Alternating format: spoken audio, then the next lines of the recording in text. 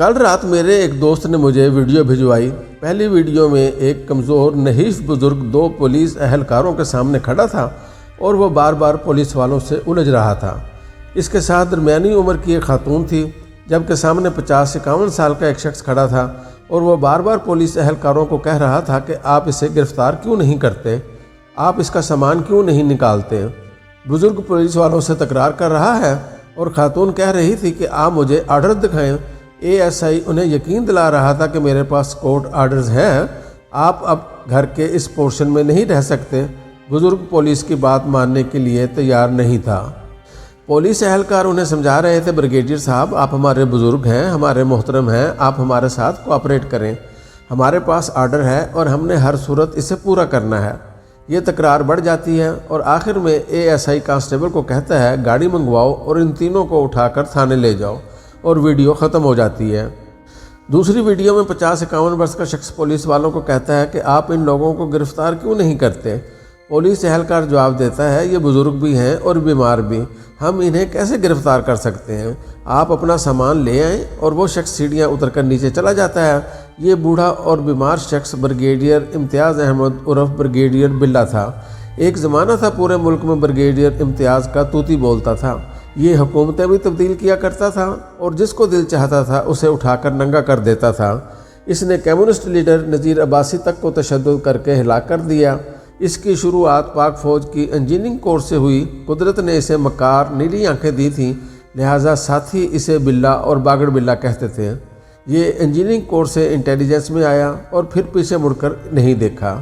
1980 کی دہائی میں یہ انٹرنل سیکیورٹی کا سربراہ بن گیا اور میاں نواز شریف کے ساتھ جڑ گیا اور پھر ان کی آنکھوں کا تارا بن گیا۔ 1989 میں بے نظیر بھٹو کی حکومت تھی۔ بریگیڈیئر امتیاز نے حکومت گرانے کا منصوبہ بنایا۔ یہ حکومت کے خلاف عدم اعتماد لانے اور میاں نواز شریف کو وزیر اعظم بنانے کی کوشش کر رہا تھا۔ اس نے راولپنڈی میں پیپلز پارٹی کے MNAs توڑنے کی کوششیں شروع کر دیں۔ مسعود خان اس وقت IB کے DG تھے، انہیں بھنک پڑ گئی اور انہوں نے بریگیڈیئر امتیاز اور میجر عامر کی PP کے 2 MNAs کے ساتھ آڈیوز اور ویڈیوز ریکارڈ کر لیں۔ وزیر اعظم کے ہاتھ میں ثبوت آ گیا، لہٰذا اس نے آرمی چیف اسلم بیگ کو بلا کر پوچھ لیا۔ اسلم بیگ اور اس وقت کے DG ISI جنرل شمس الرحمان کلو المعروف جنرل کلو مکر گئے اور ملبہ جنرل امتیاز پر آ گرا۔ اس نے میجر عامر کو بھی ساتھ لپیٹ لیا، جبکہ میجر عامر اس سازش میں شامل نہیں تھے۔ یہ اس وقت اسلام آباد کے سیکٹر کمانڈر تھے، مگر DG نے انہیں اس معاملے سے الگ کر رکھا تھا۔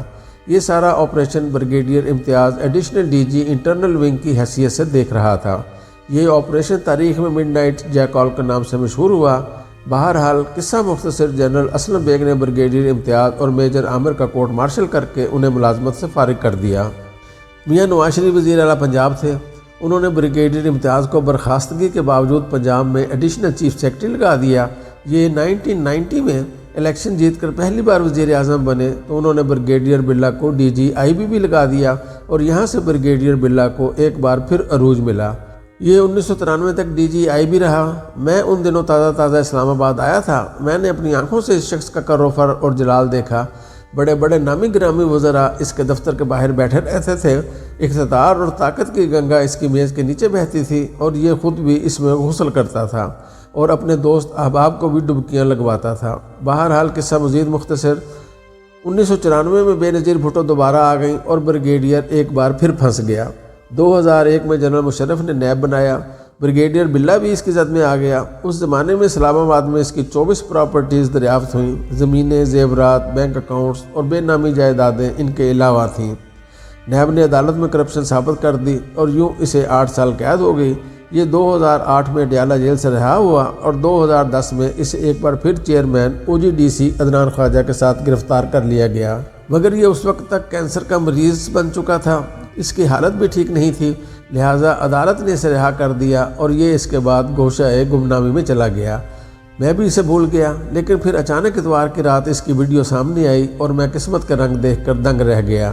بریگیڈیئر امتیاز کی تازہ ترین کہانی یہ ہے، یہ اپنی جس اولاد کے لیے لوٹ کھسوٹ کرتا رہا، اس نے جن بچوں کے لیے کراچی کے کلین اپ آپریشن میں حرام کا مال اکٹھا کیا تھا، وہ اس کے بڑھاپے میں اس کی جان کے دشمن ہو گئے۔ بڑے بیٹے نے چپکے سے اس کی ساری پراپرٹی اونے پونے بیچی اور رقم لے کر باہر بھاگ گیا۔ یہ دوسرے بیٹے کے ساتھ رہنے پر مجبور ہو گیا۔ دوسرا بیٹا پہلے بیٹے سے زیادہ ظالم تھا، اس کی زیادتیاں اس کی ماں برداشت نہ کر سکی اور وہ بیچاری انتقال کر گئی۔ امتیاز باللہ بیوی کی وفات کے بعد اکیلا ہو گیا۔ بیٹے نے اسے گھر میں قید کر دیا۔ یہ 1.5 سال گھر میں قید رہا۔ بیٹی کو پتہ چلا تو وہ اپنے بیٹے کے ساتھ باہر سے واپس آئی اور والد کو بھائی کی قید سے نجات دلائی۔ یہ گھر امتیاز باللہ کا تھا، لیکن اس نے اسے بیٹے کے نام کر دیا اور یہ اس کی سب سے بڑی غلطی تھی۔ چنانچہ معاملہ عدالت اور پولیس تک پہنچ گیا، یہاں تک کہ بیٹا باپ کے خلاف عدالت کا حکم لے آیا۔ پولیس آئی اور اس نے بریگیڈیئر امتیاز اور اس کی بیٹی کو گھر خالی کرنے کا حکم دے دیا۔ بریگیڈیئر امتیاز پولیس کے ساتھ تکرار کر رہا تھا، جبکہ بیٹا سامنے کھڑا ہو کر پولیس کو اسے گرفتار کرنے اور گھر سے نکالنے کا حکم دے رہا تھا، اور گھر کے ملازم حیرت سے یہ تماشا دیکھ رہے تھے۔ بیٹی پولیس کو عدالت کا دوسرا آرڈر دکھا رہی تھی، جس کے مطابق بریگیڈیئر امتیاز کو گھر سے نہیں نکالا جا سکتا تھا، لیکن پولیس یہ آرڈر تسلیم نہیں کر رہی تھی۔ میں نے یہ مناظر دیکھے اور کانوں کو ہاتھ لگا کر اللہ سے معافی مانگتا رہا۔ بریگیڈیئر امتیاز اپنے دور کا فرعون تھا۔ یہ اپنے زمانے میں ہر شریف شخص کو دفتر بلا کر ذلیل کرتا تھا۔ اس نے نہ جانے کتنے گھر اجاڑ دیے، کتنے لوگوں کے گھروں اور جائیدادوں پر قبضہ کر لیا۔ اس کے دور میں کراچی میں آپریشن کلین اپ شروع ہوا تھا۔ اس آپریشن کی آڑ میں بھی لاتعداد لوگوں کو غائب اور ٹارچر کیا گیا۔ ان میں درجنوں بے گناہ اور معصوم لوگ تھے۔ ان کا واحد جرم مہاجر ہونا تھا۔ اس زمانے میں ہر مہاجر کو الطاف حسین کا ساتھی سمجھا جاتا تھا۔ کراچی کے آپریشن کے دوران ٹھیک ٹھاک کرپشن ہوئی۔ بریگیڈیئر امتیاز اور اس کے ساتھیوں نے دونوں ہاتھوں سے جی بھر کر لوٹا، لیکن پھر اس ساری مارا ماری کا کیا نتیجہ نکلا؟ یہ خود 8 سال جیل میں پڑا رہا اور اس کے مال پر اس کے وہ بچے پلتے رہے جنہوں نے جیل کے بعد والد کو اون کرنے سے انکار کر دیا، جنہوں نے اسے 1.5 سال گھر میں قید رکھا اور آخر میں اس کی واحد چھت بھی اس سے چھیننے کی کوشش شروع کر دی۔ یہ جس بیٹے کے لیے ہر جائز اور ناجائز طریقے سے دولت جمع کرتا رہا، وہ آخر میں اسے دھکے دے کر گھر سے نکالنے کے لیے پولیس لے آیا، اور پولیس اس شخص کے ساتھ اس کے گھر میں کھڑے ہو کر بدتمیزی کرنے لگی، جس کے ایک اشارے پر آئی جی تبدیل ہو جایا کرتے تھے۔ آخر پھر اس سارے کھیل کا کیا فائدہ ہوا؟ اس ساری مارا ماری کا کیا نتیجہ نکلا؟ جیل، ذلالت، بیماری اور اولاد کے ہاتھوں ذلت۔ کسی دانشور نے کیا خوب کہا تھا کہ آپ جو بوتے ہیں آپ کو وہ آخر میں کاٹنا بھی پڑتا ہے۔ میں اسے تھوڑا سا تبدیل کر کے کہتا ہوں، ہم انسان جو بوتے ہیں ہمیں اس کا 1000 گنا کاٹنا پڑتا ہے، کیونکہ ہر ایک بیج 10-10 سٹے پیدا کرتا ہے اور ہر سٹے سے سینکڑوں بیج نکلتے ہیں۔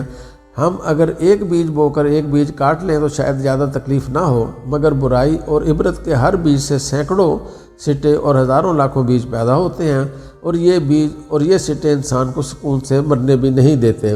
ہم انسانوں کو ہر وقت اللہ سے ڈرنا چاہیے اور ساتھ اس سے دعا کرنی چاہیے کہ یا پروردگار، آپ ہم سے سب کچھ لے لو لیکن ہمیں اولاد اچھی عنایت کر دو، کیونکہ یہی وہ اثاثہ ہے جو آخر تک انسان کے ساتھ چلتا ہے۔ اگر اولاد نالائق اور ظالم نکل آئے تو پھر انسان روز مرتا اور روز دفن ہوتا ہے، پھر زندگی جہنم سے بدتر ہو جاتی ہے۔ اللہ تعالیٰ بریگیڈیئر امتیاز کا سفر بھی آسان بنائے۔ انسان کے لیے بیٹے کو پولیس کے ساتھ کھڑا دیکھنا آسان کام نہیں ہوتا، اور انسان کو یہ منظر بھی اس وقت دیکھنا پڑے جب بیٹا باپ کو گھر سے باہر پھینکنے کے لیے پولیس لے کر آیا ہو۔ اللہ سب کو معاف کرے، سب کو اپنی امان میں رکھے۔